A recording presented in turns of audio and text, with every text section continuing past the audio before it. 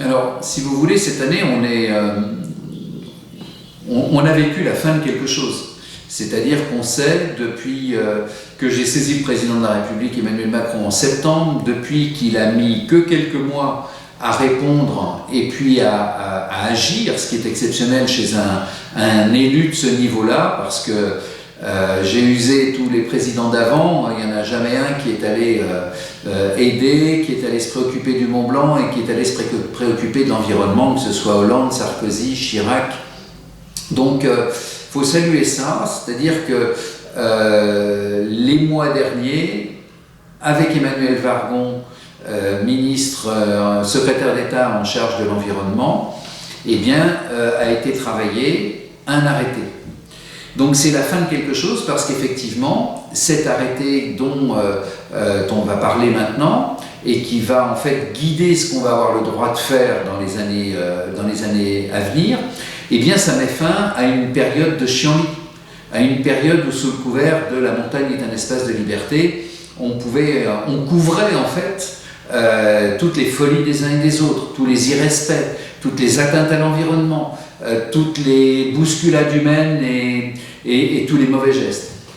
Donc aujourd'hui, c'est derrière nous. Alors cette réglementation, c'est un arrêté, on en a fait 18 propositions de version avant d'arriver à celle qui a été présentée lundi par monsieur le préfet aux différents acteurs de la montagne, qui a été aussi envoyée aux communes de Chamonix, des Ouches et de Saint-Gervais pour que les conseils municipaux donnent leur avis, et dont on saura que la procédure se terminera à peu près dans le mois de septembre avec une mise à disposition du public dans la deuxième quinzaine d'août. Alors qu'est-ce qui va changer ? Eh bien, je dirais que c'est la montagne qui a gagné, c'est le Mont-Blanc qui a gagné. On n'a rien réinventé, les hommes n'ont rien réinventé. On a simplement, et moi j'en suis l'un des initiateurs, on a simplement proposé que cette ascension du Mont Blanc, que ce Mont Blanc soit réservé aux activités d'alpinisme et de ski-alpinisme. Ce qui se faisait avant. C'est-à-dire qu'on a enlevé toutes les dérives. Et ceux qui voudront faire des dérives, ben, ils ne pourront plus les faire. Alors pour cet été, c'est une période un peu charnière. L'arrêté n'est pas signé, c'est vrai qu'administrativement, il n'est pas applicable. Mais par contre, j'ai inventé une autre façon de voir un arrêté, c'est son application morale. À partir du moment où tout le milieu de la montagne, que ce soit les secouristes avec le PGHM, que ce soit les guides, que ce soit les collectivités de Chamonix, des Ouches et de Saint-Gervais, les gardiens de refuge, les associations environnementales, tout le monde, nous sommes d'accord sur cet arrêté. Et donc, au-delà de la procédure, moi je propose que nous tous, on s'engage moralement à en faire l'application. C'est vrai qu'on n'aura pas les outils coercitifs, mais on aura au moins la capacité de convaincre que demain tout a changé et que c'est le Mont Blanc qui va retrouver donc la paix, qui va être respecté, comme toutes celles et tous ceux qui vont faire son ascension ou qui vont jouir de cette nature exceptionnelle. Et concrètement, sur le terrain, alors, ça va donner quoi Alors, il ne peut y avoir de règles s'il n'y a pas de sanctions écrites et s'il n'y a pas de vérification. Alors, les sanctions, c'est celles des codes d'aujourd'hui. Les sanctions de demain, ben, ce sera des sanctions de 1 500 €, voire plus, parce que il y a des infractions qui sont pénalisables à des niveaux très élevés. Mais on aura le PGHM et les brigades blanches qui ont été créées l'année dernière par Saint-Gervais, qui vont être sur le terrain, qui le sont d'ailleurs depuis le 8 juin, et qui vont transmettre aux alpinistes cette bonne parole. C'est un peu nos ambassadeurs, ceux qui vont faire comprendre aux gens que on va faire que de l'alpinisme et du ski, et s'ils voient par mégarde des gens qui veulent à nouveau monter avec un rameur, avec un mât, avec un jacuzzi, avec ceux-là, on les convaincra par tous les moyens légaux à faire demi-tour et à renoncer à leur projet. Et les réservations est toujours obligatoire ? Réservation obligatoire, rien de changé. L'arrêté du préfet sur cet itinéraire est encore renouvelé cette année.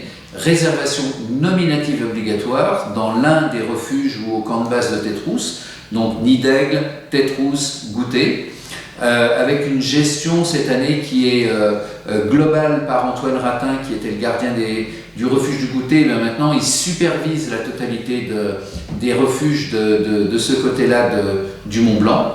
Donc, rien de changé, mais après tout, quand vous réservez dans un hôtel, ben, vous donnez votre nom. Bien, quand vous réservez au refuge de Tétrousse ou au refuge du Goutet, ben, vous donnez votre nom aussi. Donc, on n'a là non plus rien inventé. On ne fait simplement que transposer des règles que connaissent parfaitement les Français, les Européens ou les gens qui viennent d'ailleurs pour faire le Mont Blanc. Et pour le camp de base de Tétrousse, c'est renouvelé cette année alors? Alors cette année, dans l'arrêté du préfet, le camp de base de Tétrousse est effectivement remis avec une capacité de 50 personnes. Ce qui complique un tout petit peu cette année, c'est la réglementation liée à la crise sanitaire qu'on a traversée, c'est-à-dire le respect des règles de distanciation. Donc ça, chaque gardien de refuge a mis en œuvre les règles qui le concernent, et pour le camp de base de Tétrousse aussi. Et puis ce camp de base, eh bien, il va falloir s'interroger, de savoir est-ce qu'il a vraiment une raison d'être, ou est-ce qu'il ne faut pas poursuivre le dossier tel que moi je l'avais fait engager, de la réhabilitation de l'ancien refuge du Goutet, et avec en parallèle la suppression de ce camp de base, de façon à ne pas créer un nombre supplémentaire de personnes et avoir une vraie offre de refuge dans la voie normale du Mont Blanc. Alors, l'arrêté de protection qui va être pris et signé par le préfet ne va pas enlever les autres réglementations. La réglementation du site classé reste la réglementation du site classé qui, elle, est une réglementation d'urbanisme. Et dans cette réglementation du site classé, qui est une réglementation nationale, il est écrit que toute forme de camping est interdite. Toute forme de camping est interdite. Voilà. Et je ne vois pas l'État aujourd'hui aller lever cette protection et ce site classé. Je pense que personne ne le voudrait. Donc, voilà, toute forme de camping est interdite. Alors, il y a le camp de base, c'est la seule exception. Puis l'autre exception, mais vous connaissez bien la montagne.